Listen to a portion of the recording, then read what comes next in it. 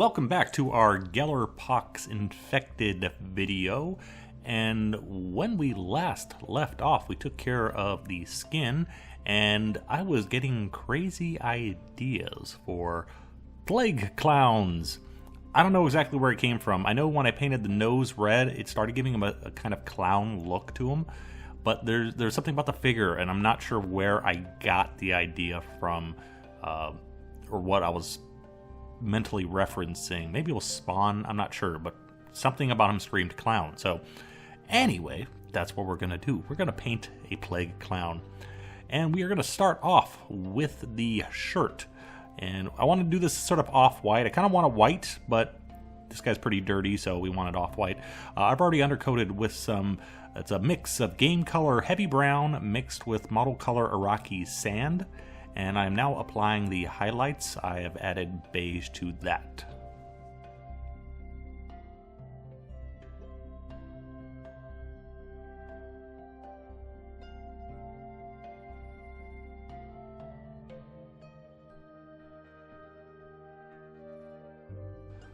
For the second highlight, I simply added more beige to the mix. And this is going to get quite repetitive because I ended up doing more and more layers because I kept wanting it a slightly lighter color. I was looking too close in tone to the skin. So I'm not going to narrate a lot of this. I'm just going to let you watch because it is a good example of layering here, this nice curvy, somewhat smooth area, which is large folds. So I'm going to remain a little bit more quiet and just let you watch.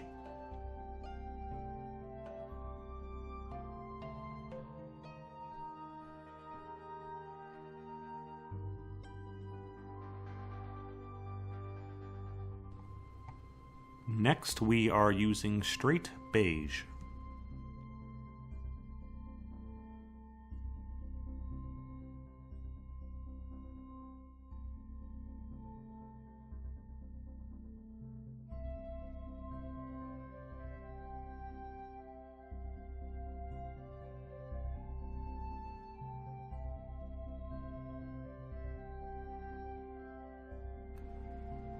Next highlight, beige mixed with pale sand, and you can see I'm trying to do a little bit of texture on the edges so it looks a little bit more frayed.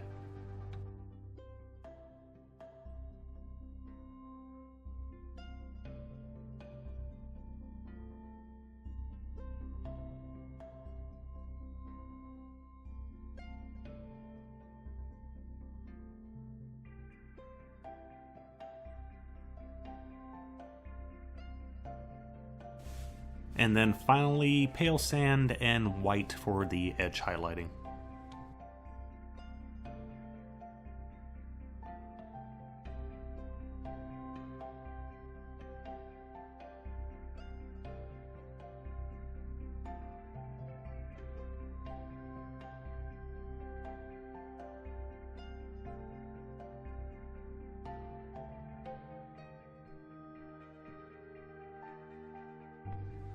I decided to do two different patterns on each side of the shirt.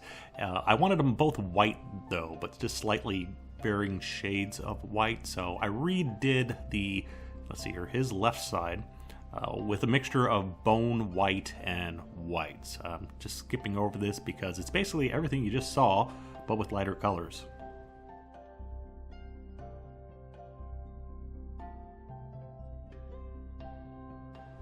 So for his right side, we're going with stripes, and I wanted to use orange because I figured I can use a little bit of orange and red on other portions of the model. We're using Parasite Brown and just doing my best to paint very straight lines, which is difficult on a folded curved surface.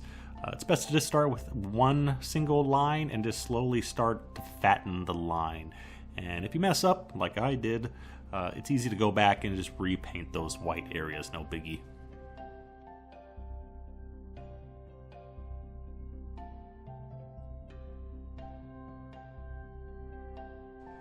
And to highlight the stripes, we are going with Orange Red.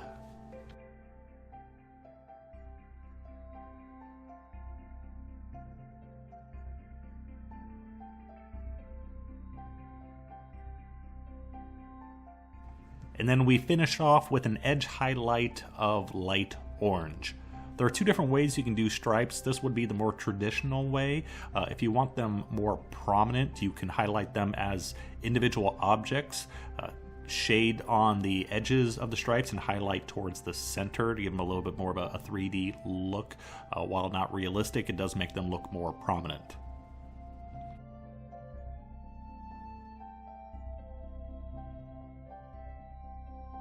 So here's a quick tip on people who cannot paint freehand to save their lives, like me.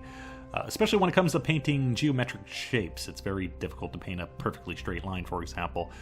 So you can try this instead. Get yourself some clear decal paper, or you can even use some scrap decal paper if you have it, it's large enough. Use your airbrush to paint whatever color you want on it. And in this case, next, since I need circles for polka dots, I'm using my punch and die and just making little circles out of decal paper. And this also works if you need to do lines. You can just use a ruler and X-Acto knife and cut out little strips. The only trick is you got to make sure when you airbrush over it, you don't want the paint too thick, because if it's too thick it'll crack as you cut it. From this point, we can apply our circles just like regular decals, and also we don't need to gloss coat the surface because the paint will cover up any air bubbles. Once again, the paint is very delicate, so you have to be very cautious applying it because it will easily scratch.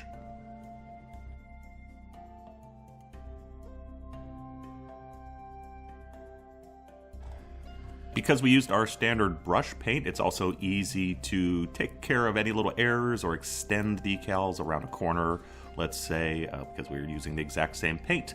And also we can highlight them very easily. In this case, I just added white to the two colors and applied a little highlight here and there.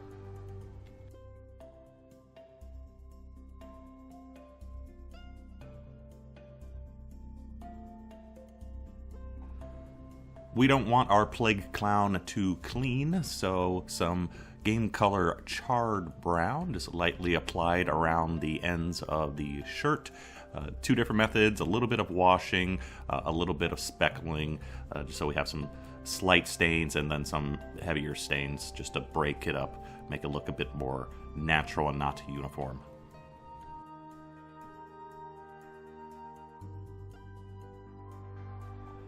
His shorts pose a little bit of a problem. Normally when you want to paint, you want to do fairly symmetrical painting. If you have a color on the bottom, you want to have that same color on top to balance it out. However, we're painting a clown here, which is a bit more asymmetrical. Also, the problem is the shorts, whatever we want to call it here, are covered up by a bunch of extra detail, and we can't do polka dots or stripes on it because it's going to be too busy. I ended up going yellow just because it seemed to be a bright clown color, and I base coated with a few coats of game color Sun Yellow, and now I'm giving it a heavy wash of Sun Yellow mixed with Orange Fire mixed with some Glaze medium.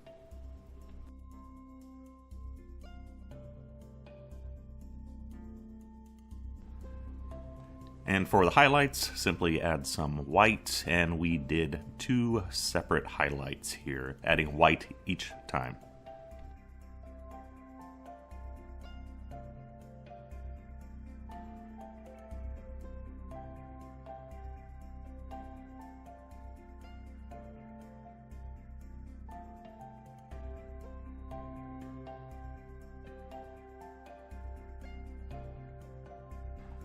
Next are the belly mouths. Odd word there, but that's what they are. I base coated the inside of the mouse with black and just did a very subtle highlight with some dark purple because I wanted to keep them very dark, so there's more depth there. I didn't want to have a shallow mouth, so we keep that very dark so you can't see in there. For the teeth, I base coated with, once again, charred brown, and now I'm picking out each individual tooth with heavy golden brown.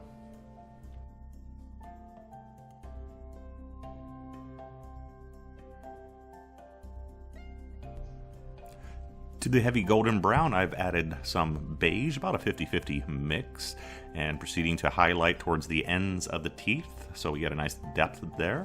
And painting round teeth like this is actually quite time consuming because you have to paint completely around the object, just not on the top or the bottom. You have to go underneath and all that. So it's rather surprisingly time consuming.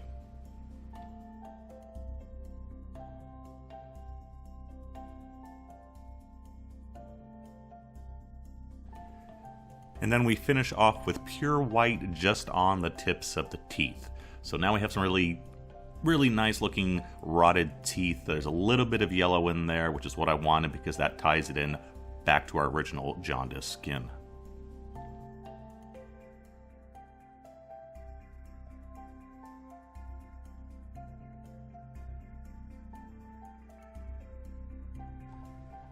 Now we have a whole lot of tongues to paint. I'm not going to cover all of them, but I'll give you a general outline here what I used. Hexxed Lichen for the base, and now I've added some game color Warlord purple to highlight.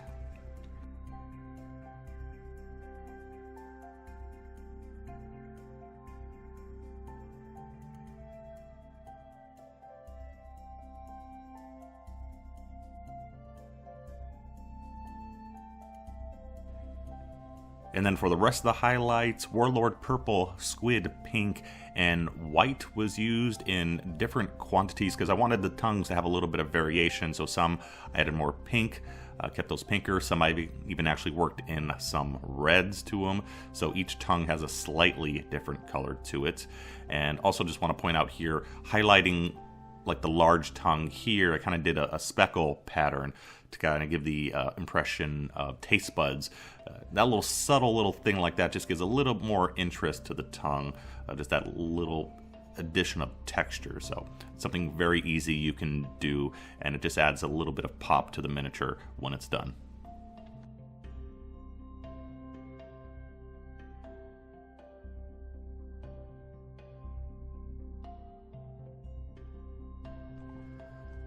Entering the home stretch now, and we have some metal to paint. Undercoated with game color Gunmetal, and now we're applying the first layer of rust, that is Panzer Ace's Light Rust. You can see I'm putting it on as a heavy wash and just kind of wiping it off my finger to get a blotchy pattern to it.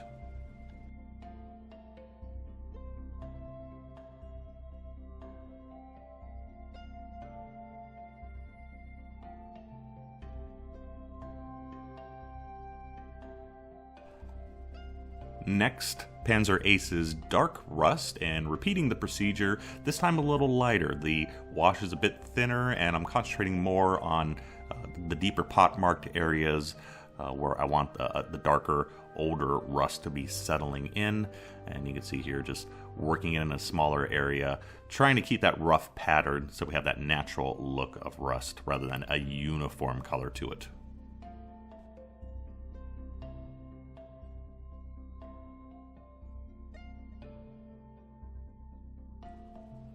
And then the last rust color is Black Ink, and we have it thinned with some Glaze medium to soften it. And once again, we are putting it into the deepest recesses. So we have a pattern going on here. We started with a fairly thick light rust wash, slightly thinner dark rust, and this is a very much thinner and softened because of the Glaze medium added Black Ink wash. So each one lays on top of the other, and the previous layer is remained sitting because it was a thicker mixture. The last thing to do with the cleaver is to highlight the edge and bring back a little bit of the metallic color. For that we're using our original Gunmetal, but I've toned that down by adding some cold gray to it and just giving a very light dry brush along the surface to increase the sheen. Mainly I'm concentrating this on the edge, the sharpened edge that would remain more free of rust.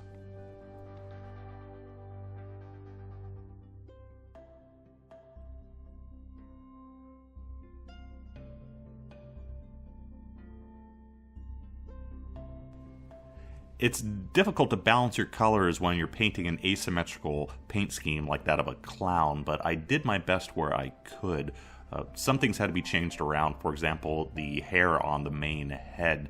I originally used white to highlight the green, but I have all this yellow on the bottom, and I wanted to balance that out a little bit more. So rather than repainting the whole thing, I just took some yellow ink and made a glaze and just tinted the highlights on the hair. And because we used white to highlight the green, the white picks up the tint very well. So we've changed the hair without necessarily having to repaint the entire thing. Finally, the last thing I had to do was go back and fix the face. I originally put some white glazes over it to lighten it up because I thought I'd leave it as the clown makeup has washed off and so there's just slight residue left. But in the end, I decided to go full clown. Base coated with Glacier blue, kind of using it as a highlight because I didn't want a sharp edge to it.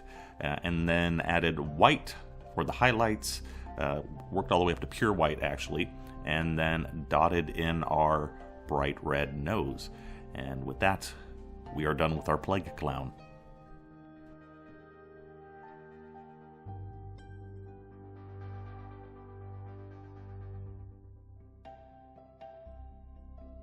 And there we have our Nurgle Plague Clown, all ready to clown around, I guess.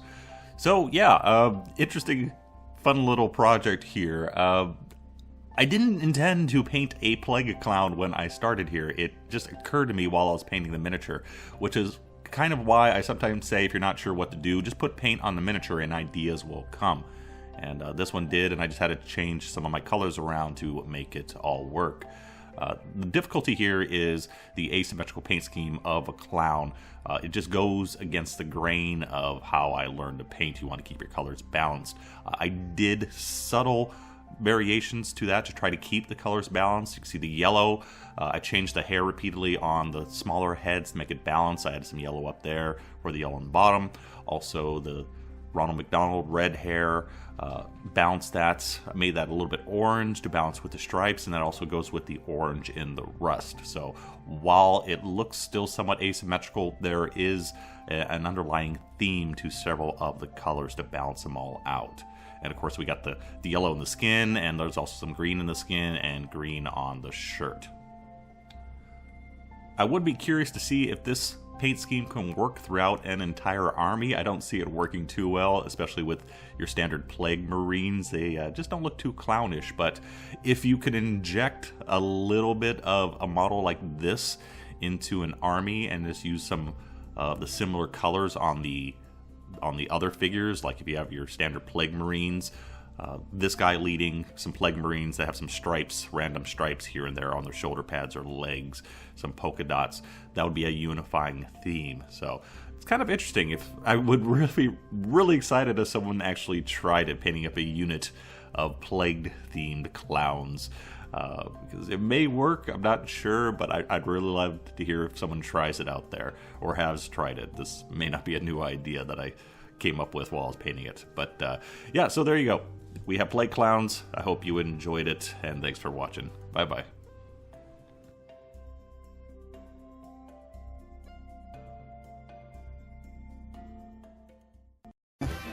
Here comes the devil! Beelzebub the clown. Guys, can we be just a little less dark with this short?